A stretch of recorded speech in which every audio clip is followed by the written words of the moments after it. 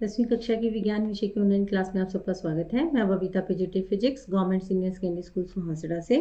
आज की online class में हम अम्ल, अक्षार, लवण भाग 2 के बारे में पढ़ेंगे। आज की ऑनलाइन क्लास में हम सीखेंगे अम्ल तथा अक्षारक का जल में विलयन, विलयन में अम्ल और अक्षारक द्वारा विद्युत का संचालन, अम्ल एवं अक्षार के विलयन कितने प्रबल होते हैं, दैनिक जीवन में पीएच का महत्व। तो आइए शुरू करते हैं अम्ल तथा अक्षारक द्वारा जल में विलयन। अम्ल में हाइड्रोजन आयन होते हैं, जैसा कि आप यहाँ पर देख रहे हैं कि हाइड्रोक्लोरिक अम्ल हाइड्रोजन आयन और क्लोरीन आयन का प्रदर्शन करते हैं। हाइड्रोक्लोरिक अम्ल में जो हाइड्रोजन आयन होते हैं उन्हें हम धनायन कहते हैं क्योंकि उन पर प्लस निशान होता है, और क्लोरीन आयन को हम ऋणात्मक आयन भी कहते हैं क्योंकि इनकी इलेक्ट्रॉन लेने की टेंडेंसी होती है और इन पर माइनस चार्ज होता है। इसी प्रकार से हमारे पास कुछ अम्ल हैं जिनके पास H positive, SO4 2 negative sulphuric अम्ल, H positive NO3 negative nitric अम्ल, H positive CH3COO negative acetic अम्ल। इनके पास H पॉजिटिव होते हैं परंतु ये अपना धनायन तभी देते हैं जब ये जल में मिलते हैं, और ये जल में वाटर के मॉलिक्यूल के साथ मिलकर हाइड्रोनियम आयन बनाते हैं। हाइड्रोनियम आयन बनने का यह प्रोसेस वाई डायरेक्शनल होता है, यानी H पॉजिटिव वाटर मॉलिक्यूल के साथ मिलकर हाइड्रोनियम आयन बनाते हैं और हाइड्रोनियम आयन टूटकर H पॉजिटिव और वाटर मॉलिक्यूल देते हैं। देखते हैं जब अक्षारक को जल में मिलाते हैं तो क्या होता है। जब पानी में अक्षारक का घुलन करते हैं तो ये हाइड्रोक्साइड आयन देते हैं, परंतु सबसे पहले अक्षारक के पास सोडियम हाइड्रोक्साइड के पास Na पॉजिटिव और हाइड्रोक्साइड आयन होते हैं।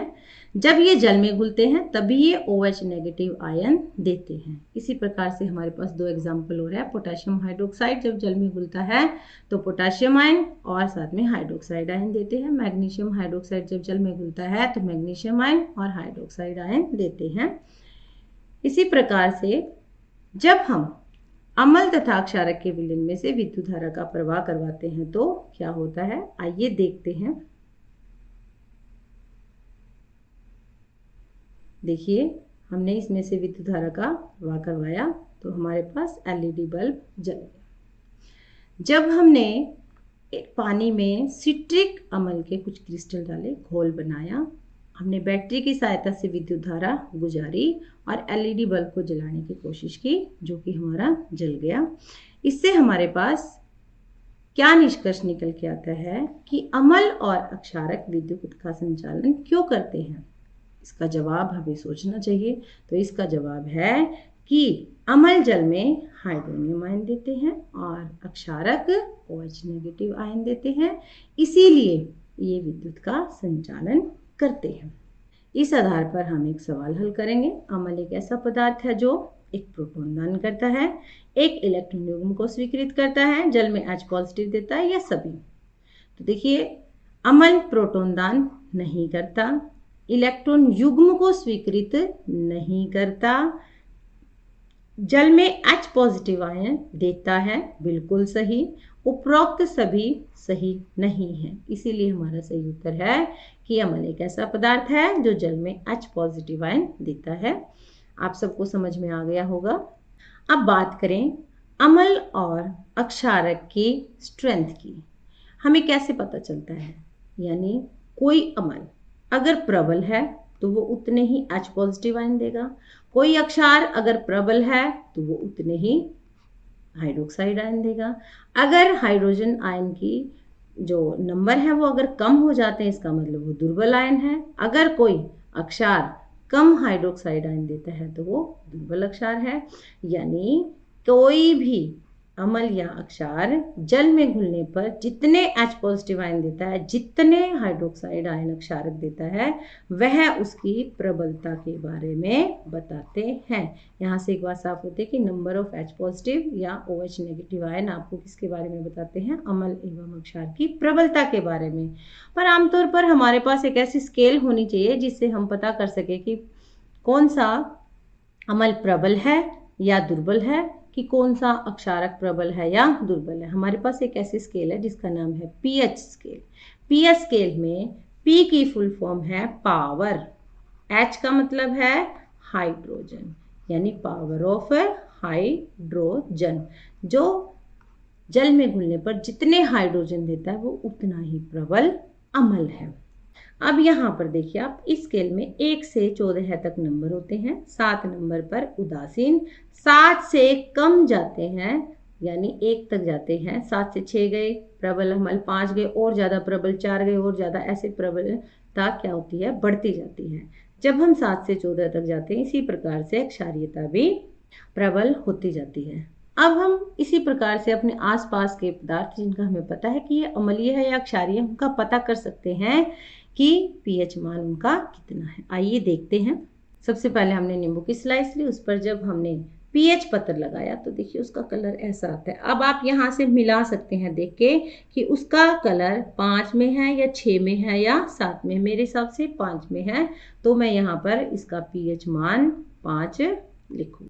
इसी प्रकार से आप अन्य अम्लों का भी पीएच मान निकाल सकते हैं। हम यहाँ पर एक अक्षारीय का भी देखेंगे। हमने यहाँ पर एक साबुन ली है। साबुन का पीएच मान मापने के लिए हमने एक पीएच पत्र साबुन के संपर्क में लेकर आए। जब हम पीएच पत्र साबुन के संपर्क में लाए तो उसका रंग परिवर्तित होता है।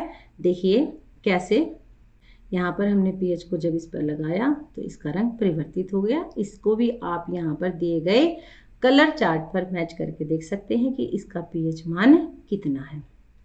इसी प्रकार से हम अन्य पदार्थों के बारे में भी जो हमारे आसपास में उपलब्ध हैं उनके बारे में भी पता कर सकते हैं कि उनका पीएच मान कितना है। जैसे कि आपने ये बोतल देखी होगी, लैब में मिलती है अमोनियम सॉल्यूशन। इस प्रकार की बोतल्स लैब में आसानी से मिल जाती है। आपने इन पर कभी चेतावनी संकेत देखे हैं?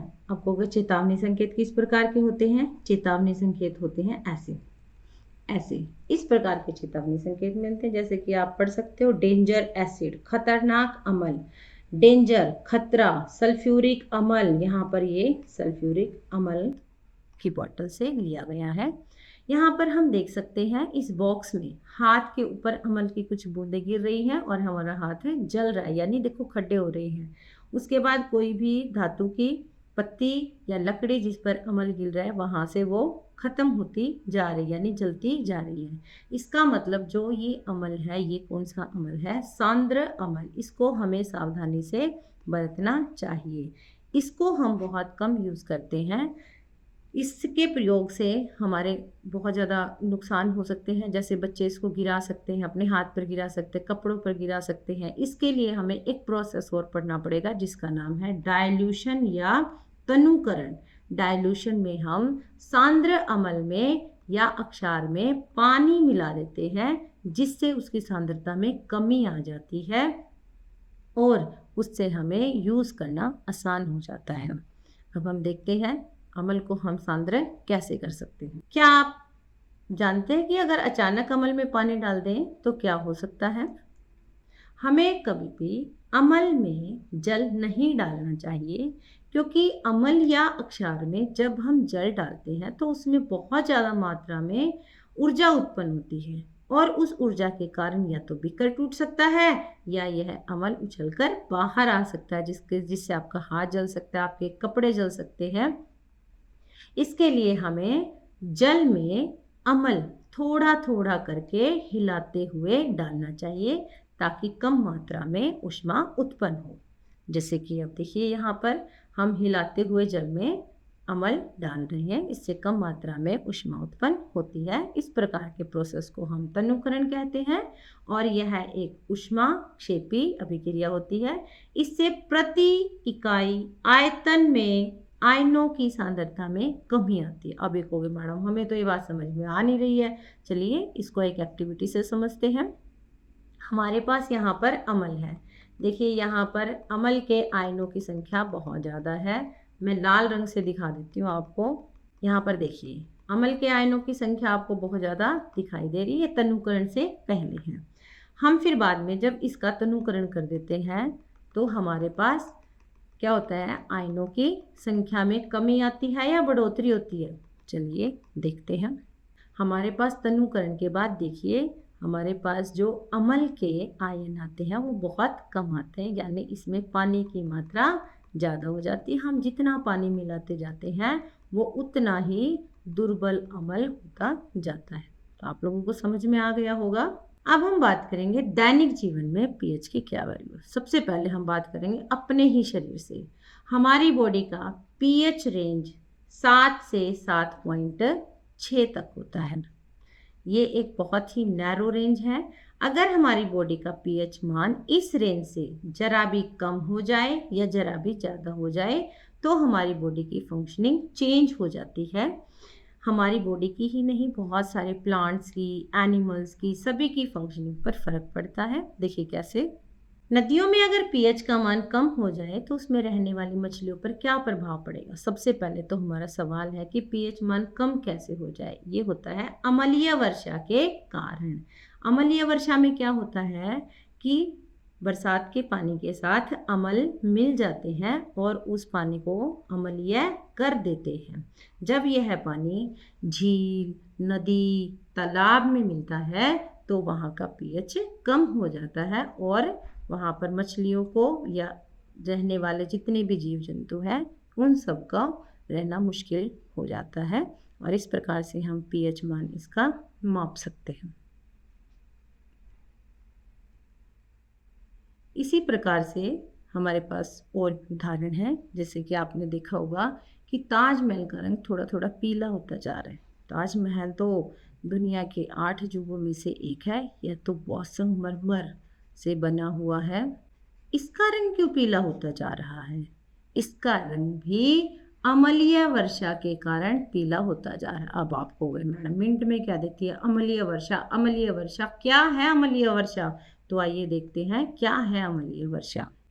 जब फैक्ट्रियों से निकलता हुआ धुआं, जैसे ये आप देख रहे हैं, ये धुआं, इस धुएं के अंदर होती है हमारे पास sulphur dioxide, nitrogen dioxide, carbon dioxide, carbon monoxide और बहुत सारी विषैली गैसें। जब ये गैसें पानी के संपर्क में आती हैं, बरसात के संपर्क में आती हैं, तो सल्फ्यूरिक अम्ल, नाइट्रिक अम्ल, कार्बोनिक अम्ल जैसे बहुत सारे अम्ल उत्पन्न करती हैं। तो यहाँ पर सल्फ्यूरिक अम्ल संगमरमर के पत्थर के साथ रासायनिक अभिक्रिया करता है और उसके रंग में परिवर्तन कर देता है। इसी प्रकार से बात करें खेत की या बगीचे की मिट्टी की, कई बार हमारे पौधे सूख जाते हैं जबकि हम उन्हें समय पर पानी देते हैं या समय पर खाद देते हैं। बिना पता करे कि मिट्टी को क्या चाहिए आप उसमें कुछ भी नहीं मिला सकते। जैसे कि हम मिट्टी की पीएच का पता करेंगे। मिट्टी की पीएच क्या है? मिट्टी की पीएच भी 5.5 से 7 की रेंज में काम करती है। मिट्टी की पीएच को मापने के लिए एक यंत्र है। जब मिट्टी की पीएच 5 से कम हो जाती है तो वह मिट्टी अम्लीय हो जाती है। उसके उपचार के लिए हमें उसमें अक्षारीय पदार्थ मिलाना पड़ता है। जब मिट्टी की पीएच 7 से ज़्यादा हो जाती है तो वह अक्षारीय हो जाती है और उसमें अम्लीय फर्टिलाइज़र मिलाना पड़ता है। तो जब मिट्टी अक्षारीय हो जाती है तब हम क्या मिला सकते हैं ये आप सोचेंगे। और जब मिट्टी अम्लीय हो जाती है तो मैं आपको बता देती हूँ, चूने का पानी या चूना मिला देते हैं। जैसा कि हमने कल ऑनलाइन क्लास में पढ़ा था कि चूना कैसा पदार्थ होता है? अक्षारीय होता है। और अम्लीयता को कम करने के लिए हमें क्षारीय चाहिए और अक्षारीयता को कम करने के लिए हमें अम्लीय फर्टिलाइजर्स चाहिए। अब आप बताएंगे कि क्या होता है जब हमारे दांतों पर भी पीएच मान कम हो जाता है। कैसे होगा पीएच मान कम? हमारे मुंह का भी पीएच मान होता है, बिल्कुल होता है। हमारे मुंह का पीएच मान 5.5 होता है क्योंकि हमारे मुंह में बहुत सारे बैक्टीरिया उत्पन्न होते हैं। तो 5.5 हमारे मुंह का पीएच मान होता है। जो हमारे मुंह में बैक्टीरिया होते हैं वो बैक्टीरिया हमारे मुंह में बचे हुए खाने का जो भी एक आधा टुकड़ा रह जाता है उसका निम्नीकरण करके और ज़्यादा अम्ल उत्पन्न करते हैं, जिससे हमारे दांतों का इनेमल जो कि कैल्शियम फॉस्फेट है बहुत ज़्यादा स्ट्रॉन्ग होता है। ये एक बहुत कठोर पदार्थ होता है। यह कभी पानी में नहीं घुलता, पर जब मुंह में अम्लीयता की मात्रा ज़्यादा हो जाती है तो यह गलना शुरू हो जाता है और आपके दांत इस प्रकार से खराब होने शुरू हो जाते हैं। अब मुंह में अम्लीयता की मात्रा बढ़ गई, दांत खराब हो गए, तो इसका उपचार क्या है कि हमें कोई अक्षारीय दंत मंजन करना चाहिए। अक्षारीय दंत मंजन हमें 2 बार प्रयोग करना चाहिए, सुबह और शाम, या खाना खाने के बाद मुंह अच्छे से धोना चाहिए, कुल्ला करना चाहिए ताकि कोई अवशेष ना रहे। और अपने दांतों का ध्यान रखना चाहिए क्योंकि ये दांत हमें ज़िंदगी भर चाहिए। इसीलिए कहते हैं कि हमें ज़्यादा मीठा नहीं खाना चाहिए क्योंकि उससे अम्लीयता की मात्रा ज़्यादा उत्पन्न होती है। तो देखिए फिर डॉक्टर किस हिसाब से आपके दांतों के साथ उपचार करेगा ताकि आपके दांतों का कीड़ा जिसको आप बोलते हो, और हमारे हिसाब से वो क्या है कि हमारे दांत सड़ने शुरू हो जाते हैं ज़्यादा अम्लीयता के प्रभाव में आने के बाद। क्या आपने कभी महसूस किया है जब मधुमक्खी डंक मारती है तो क्या होता है? उससे हमें दर्द और जलन का महसूस होती है। दर्द और जलन क्यों होती है? क्योंकि मधुमक्खी हमारे शरीर में अम्ल छोड़ती है जिसका पीएच मान 5.5 से कम होता है। मैंने आपको पहले ही बताया था हमारी बॉडी की जो रेंज है 7 to 7.6, अगर उससे पीएच मान थोड़ा सा कम या ज़्यादा हो जाए तो फंक्शनिंग गड़बड़ा जाती है, तो हमें दर्द का अनुभव होता है और हमें सूजन भी हो जाती है। इसका उपचार करने के लिए हम कोई भी अक्षारीय पदार्थ ले सकते हैं, जैसे बेकिंग सोडा ले सकते हैं या और कोई अमल ले सकते हैं। जब आपको ततैया काटता है, ततैया भी तो काटता है ना, एक पीली पीली सी बीरड़ होती है। जब ततैया काटता है तो घर वाले कहते हैं कि नींबू का अचार लगा लो, खट्टी चीज़ लगा लो। वो क्यों कहते हैं? क्योंकि ततैया हमारी बॉडी में अक्षार छोड़ता है। अक्षार की मात्रा हमारी बॉडी में बढ़ने के बाद फिर हमारी बॉडी की फंक्शनिंग गड़बड़ा जाती है, और अक्षार को कम करने के लिए हम अमल का प्रयोग करते हैं, जैसे नींबू का अचार हो गया, आम का अचार हो गया, या और भी कोई खट्टी चीज़ जिससे कि हम इस प्रभाव को कम कर सकते हैं। तो हमने एक बार जितना पढ़ा है उसके बारे में देखते हैं। मधुमक्खी का डंक फॉर्मिक अम्ल छोड़ता है जिसको हम बेकिंग सोडा से ठीक कर सकते हैं। चींटी का डंक फॉर्मिक अम्ल छोड़ता है, बेकिंग सोडा से ठीक कर सकते हैं। ततैया का डंक क्षार छोड़ता है जिसे हम सिरका से ठीक कर सकते हैं। नेटल का पौधा, इसके पत्तियों में छोटे छोटे कांटे होते हैं जो हमारी बॉडी के टच होते ही उसमें मेथेनोइक अम्ल छोड़ देते हैं।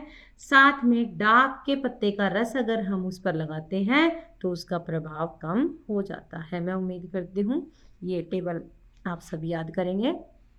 और एक बार दोहराई करते हैं कि आज हमने क्या क्या पढ़ा है। आज की इस ऑनलाइन क्लास में हमने अम्ल में H पॉजिटिव और अक्षारक में OH नेगेटिव आयन होता है ये पढ़ा है। पानी में सांद्र अम्ल या अक्षारक को मिलाने की इस प्रक्रिया को तनुकरण कहते हैं। पीएच स्केल के बारे में पढ़ा है।